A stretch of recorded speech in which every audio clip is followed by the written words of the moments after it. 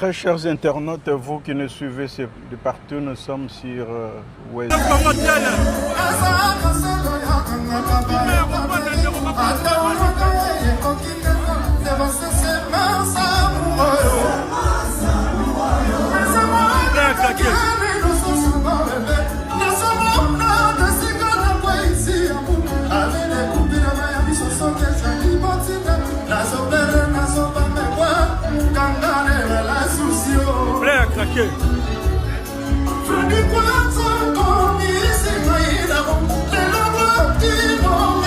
TV, votre chaîne qui vous informe, analyse nuance de Oezoleka na média. Vraiment, nazane sengo mingi yako zalana bino lisusu. Esengo mingi na batoyo bazoko s'abonner. Vraiment, na ebite nini na goloba pa na bino parce que vous contribuez énormément. Nous allons parler sur quelques sujets. Nous allons parler la réussite d'hier, avant-hier. Il y a fait Regola na Hôtel du Fleuve. C'était sold out, on a suivi. Tozaki nesengo to sepeli concert eleki malamu bagolo ba sepeli ba fan ya ba mélomane ya bonne musique ba sepela gipe. Donc du coup, c'était tellement bien pour na bagoloa. Nous allons aussi parler des matchs il y a RDC contre la RDC contre Danemark. Alors na mi-temps wana Ferregola agobeta concert na wana agobeta concert. Donc eza pona lokumu ya RDC, eza pona lokumu ya artiste na biso bakende liboso. Et puis nous allons parler de Richie Watanabe un peu en passant. Nous allons parler de maison mère aussi. Nous allons parler des concerts au Egole Kanapoto. Je pense qu'il y a nos 6 artistes Egole Kanapoto. Très chers internautes de la bonne musique, nous allons juste faire notre analyse. Il n'a pas insulté, analyse moya calme. Ba opinion na bino boko pesa yango na ba commentaire. Ndenge na lobaki faire Regola betaki concert hier na Hôtel du Fleuve. Totalement on a ba image. Et j'ai eu un problème il y a ba image on a sur notre chaîne. Ezo bazo beta biso ba copyright. C'est pour cela que je me suis décidé. Torobando tchapena ba image sous-té, vous allez remarquer que ba image to tchale sous-té to illustrer ba image na ba maloba na biso, donc on ne va plus le faire pour éviter ba copyright. Ndenge bazo pesa biso, je ne pense ni na éviter ni nezo sala bongo, est-ce que bazo signaler ba chaîne. Donc à chaque fois moi extrême moké kaka moko copyright. Bon, je me suis dit OK. Solo la kaga bongo. Très chers internautes, nous allons parler récite à concert et Ferregola comme je le dis. Alors, on a suivi Ferregola, c'était tellement génial. Ba melomane ba sepeli, tozotala na ba image, ba sepela mingi. C'est bien pour la musique congolaise. Musique congolaise est là qui mouké, mais siko na moni musique mati. Eza plaisir. Au lieu que la musique anglaise n'a pas insulte, mais ce n'est plus comme avant. Donc maintenant, on peut se dire musique fouet à la bouée. Alors, musique fouet à la bouée, ça doit aussi être de même naba analyse, tout ça la analyse, naba fou du roi nabango. Et cause à la suite, ben s'il parce que ça n'a pas d'importance, ben s'il critique, mais pas d'insulte. Donc musique n'engage songi tout le monde qui n'engage fait Regola zong sagi musique n'est à Adidas Arena après plusieurs années, malgré fallait banda ko beta pe mais musique vraiment en général les banda qui benatango ba faire ba comme beta musique yawo. Et sengo na biso ezawana. A beti hôtel de Fleuve sold out. Biso tout beta kama boko. Et puis nani esusu akobeta. Oyo akobeta tout continuer kobeta na boko, c'est ça oyo tozo linga pona musique ke liboso. Mais ben s'il te pena, je ne pense pas que ils en a place nango na biso, na communauté na biso surtout. Ben s'il te commis tellement trop, ça commence un peu à dégoûter les gens. Donc voilà. Et puis nous allons parler na héritier Watanabe. Je pense que nous avons tous suivi émission Moko héritier à Salaki. Il a fait une émission en disant à provoquer jamais faire, à l'Obama B jamais à faire, à Finga jamais faire. Donc voilà, c'est seulement Mark House qui est le guitariste et à faire Gola qui vient à média pour lui insulter tout ça. Mais moi, il y a des fois, je me demande un peu, je me pose tellement de questions. Est-ce que héritier, il y a des fois, super contrôle tout ma cambonio soit sous ça la zoébate. Donc, je me demande un peu. Donc, il y a tellement de questions qui nécessitent un peu de réponses. Na bateau bazota la pébiso. Ah. Je me souviens, Niamakor qui était passé pour Afinga héritier. Bah, clash, ezala kinango. Qui a bobeti concert mabe, bobeti nini mabe. Mais il fut un jour, on a vu Niamakor passer dans les médias comme ces gens profitent na bateau ba petine de la bango bambongo pour ba finga d'autres artistes.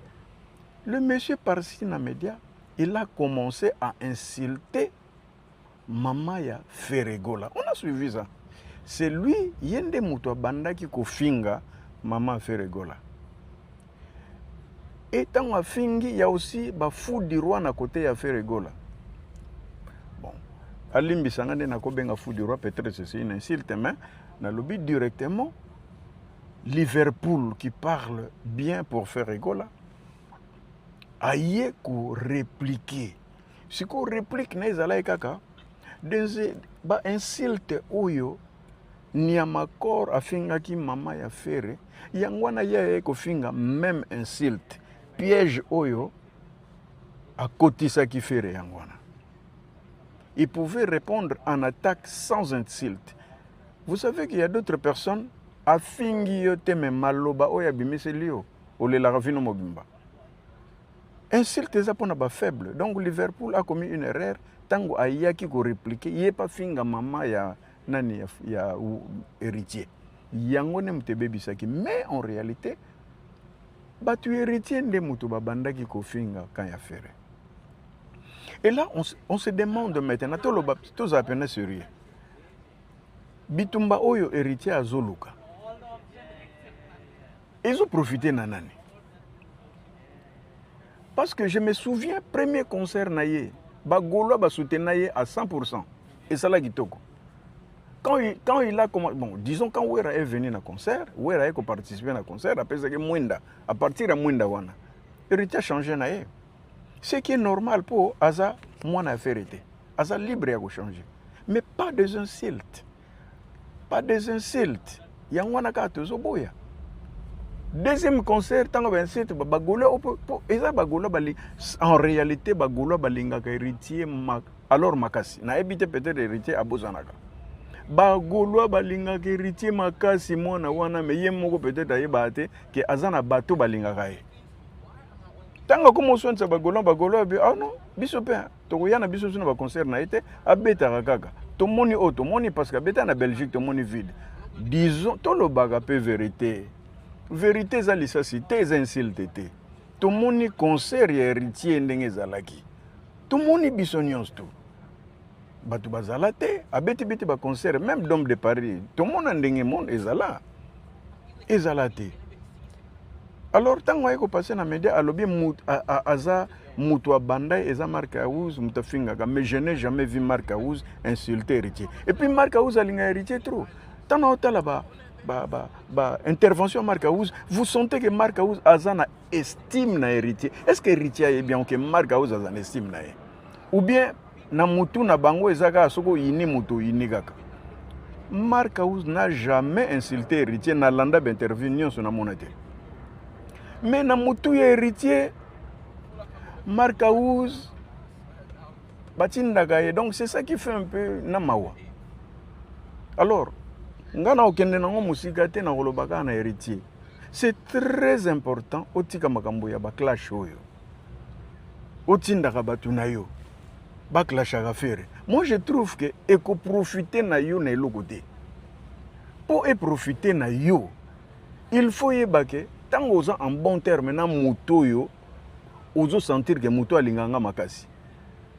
Tant aux en bon terme na moto ndenge wana, kangama na moto ndenge wana parce que musique on se complète ça ba mélomane. Oyo balingaka jamais même kutu musique ya batu. Ya faire. Mais ba oye pa na yo.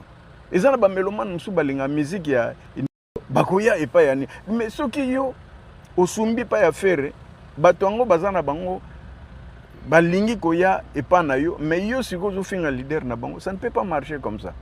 Ça ne peut pas marcher. Au moins apena que yo moko zo kanga moi batu mususo bakoko se présenter pa na yo. To yebi koza okoma pe na ba fan na yo parce que oza un grand homme. To yebi. Mais quand même zala na moi stratégie. Stratégie oyo ya kolobake nazala moi stratège pour batu mususu pe bayake pananga. Mais yo c'est comme otiaka gogan, otiaka mutu makasi, héritier mutu to akokomane mutu makasi. Mutu to akokomane mutu makasi. Non mais la réalité c'est quoi? La réalité c'est stratégie na vie yango ne mte futaka. Donc là conseil na kopesa yo, bon je ne sais pas c'est à prendre ou à laisser. C'est très important aux ala discret dans tout ce que tu vas faire, surtout na musique no boye. Beaucoup misa qui fali poupa. Ezalaki mabete, c'est ton frère. C'est notre frère, c'est notre artiste international. Oku misa qui a beti double concert naie, réussite pour naie, c'est bien, bravo. To beti bravo. Siko yo concert na yo, eza siko yo awa na juillet. Ne pensez pas que ba warrior bakoya, po ba warrior bakumisa mutute. Ba warrior c'est pour Fally Ipupa et personne d'autre. Vous le savez. Vous le savez. Donc linga vous en relation ya bien na artiste nyonso. Comme ça ba mélomane ya bonne musique viendront chez toi pour na ata la concert, yo za artiste. Okoma pe mounen, okoma déjà grand. Donc voilà ce que j'allais un peu à dire pour notre héritier Watanabe. Alors là nous allons passer, nous allons parler des maisons mères, Yangyama, de la forêt maison mère. Tout le monde Yangyama, je pense que Yangyama a parlé de Jibem Piana. Jibem Piana était passé na Bosolo na politique. Mais j'ai suivi l'émission de Jibem Piana jusqu'à la fin. Namoni sagesse, intelligence et la maîtrise na Jibem Piana. En dehors de ça, namoni nangelo côté. Jibem Piana a expliqué que batunaki question na sango mariage à moi na wera, mais apparemment yo zala quitté. Et il a simplement répondu non. Ce qui n'a pas quitté, c'est parce que bapesi ngai, bapesaki ngai invitation te. Alors na part na ngai pe na pesa quitté. Sans insulte, insulte ezate. Sans insulte, insulte ezate. Ba poser ma question belé à répondre sagement to betelake kutu maboko. Mais moi je suis surpris. Où sont les grands leaders na biso ya mboka? Tout le monde est en répétition. C'est comme azalaki fâché, je ne sais pas, concerné de quelque chose. Sembla que moi na yebité logoni ni jiba lobaki mabe. Bana maison mère batumbola ka bango te. Wana maloba ya wera. Soko tumboli goche pa biso to ye. Bocha fara to betana. Soki singa na mati boki mater pongeza danger. Mais je pense que Weranson a déjà fait son temps. Bosali déjà batan na bino na ba JB tout ça. Bosali batan, boza danger, bozalaki danger. Mais je ne pense pas que tant wana et gozala souci koyo bachela bino fara fara. Je ne pense pas. Tant c'est les qui, tant c'est qui. Donc les grands rois zala na moi maîtrise, oui. Namoni pena zala na moi maîtrise. Po musique eza susu oya kalawana ba fara fara te. Eza penzo ya ba fara fara te oyo zolobela. Po musique ndenge eza wana ekoma likambo ya temps. Boluwe salle. Salle bozo louwa ango pour 2 heures du temps esili ba fara fara wana ba énergie ya pamba ya rien. Peut-être au Bosanaki. Fara Fara, c'est là déjà les rois, c'est là déjà. JB Azali, ennemi na yote, il a juste parlé son cœur. Donc, Tondi Magape Oyo Mutu Alingi, alobi vérité na yo, opesaki invitation te, c'était ça. Donc, ba Fara Fara, ba koluka, ba conflit wana kala c'est là. O eza moment ya batu mususu, na kotanga nanga kombo ya batu angote. Bobeta basale belé, bobeta eso banini, oui. Baleki na bino siko babandi kobeta, pesa bango kaka chance. Pesa bango kaka chance, les rois de la forêt, tolingago mingi, okoli, et puis voilà, maturité komikoya, tolingago mingi. Alors, tokiei na ba concert oeko betama na ane oyo. Ok, nous avons le 11 juillet Ferregola na Copa Box. Capacité maximale les alliés de 7500 à 8000. Nous avons les concerts de Fabrigas, les Métinoirs, Maestro. Le vendredi juin, l'an 2026 toujours, à Razmataz. Doyem Tafongoli. Makamba concert kuna na Espagne, donc tout le banasal oyo quand même ya monene capacité maximale les a 2000 à 2300 personnes, donc eza penza sala monene na Espagne, surtout pour na biso. Héritier Watanabe Gogan yazobeta le 3 juillet na Zénith de Paris, boyebi capacité za 6800. Héritier na biso. Fali Ipupa Aigle Arobeta na O2. Toyebi concert a fallu na O2. Capacité maximale les a 20 000 personnes. Kofi Olomide les roues. Kofi Olomide Arobeta na Roi Baudouin. Capacité maximale selon catégorie na il y a 50 000 à 60 000 personnes. Bon, disons selon d'autres confirmations, hein. Oyo Tomegi Gozoazoa. Weranson le 4 juillet aussi à Forest National, à Forêt Nationale, Forest National, oui, Forest National. Capacité Zali, il y a 8000 à 8400 personnes. Je pense que Yango Menayoka Gipe, qui c'est l'animateur Oyo Nabosani. Il n'y a pas un concert, mais je n'ai pas de date. Je suis désolé pour ça. Donc c'est ça que on avait à dire pendant la journée à l'élo. Alors, les conseils que j'allais un peu dire, naba analyste, fou du roi, tout ça, je pense que musique nabiso, bensil te penza, na moni nanga intérêt nangote. Oui, je ne trouve pas d'intérêt na bensilt. Kofinga, na ebite peut-être les aba 12, to finga kakaka, surtout que tozana ba parents na bandaku. Non, je ne trouve pas d'intérêt. Ezaku tuna tina moko ya kofingaka batute pour la musique na biso. Soki yoza fana faire webi ke faire aza danger, oui, kumisa faire aza danger tina suka. Yebi ke fali aza danger, kumisa fali aza danger tina suka. Webi ke Héritier Watanabe Gogan aza danger, kumisa Héritier. Je pense que oh Fabrigas, kumisa Fabrigas, je pense que soki tozo sala bongo musique na biso ekende liboso parce que bensil te komi trop. Bensil te commis trop. Alors c'est ça que j'avais à dire pour la journée à l'élo. Et c'est ngomingi na koyoka ngai lisusu bo s'abonner na chaîne na bino o ezali Denzel West TV. Denzel West TV eza chaîne o ebandisika. Nous avons vraiment besoin ya abonner pour bolanda d'information oyo biso tokopesa.